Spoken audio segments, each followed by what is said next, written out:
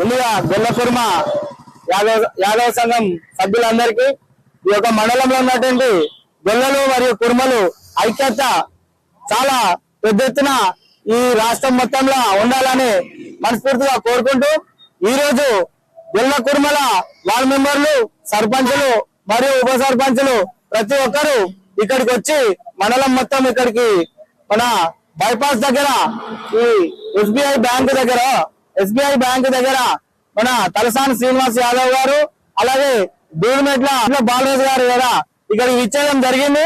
వాళ్ళు ఇక్కడ ward member గాని సర్పంచ్ గాని గొల్లకుర్మ వార్డు మెంబర్ గాని సర్పంచ్ గారిని అందరినీ ఆశీర్వదించి వాళ్ళకు సన్మానం చేయడం జరిగింది.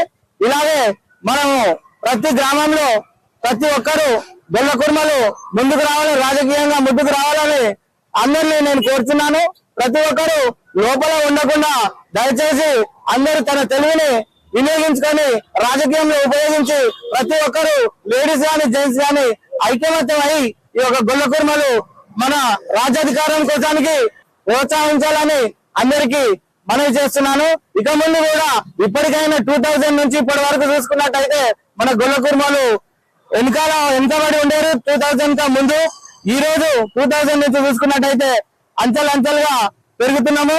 కానీ ఇంకా చాలా మన యాదవ సంఘము యాదవులు గాని కుర్మలు గాని ఈ యొక్క రాష్ట్రంలో చాలా పెద్ద ఎత్తున ఉన్నాం. కానీ అధికారంలో లేకపోతున్నాము. ఎందుకంటే మన ఐక్యత ఇంకా కొంచెం పెంచుకున్నట్టయితే మనము రాజకీయంలో గాని ఎక్కడికైనా మన అందరము చేసుకోవచ్చు.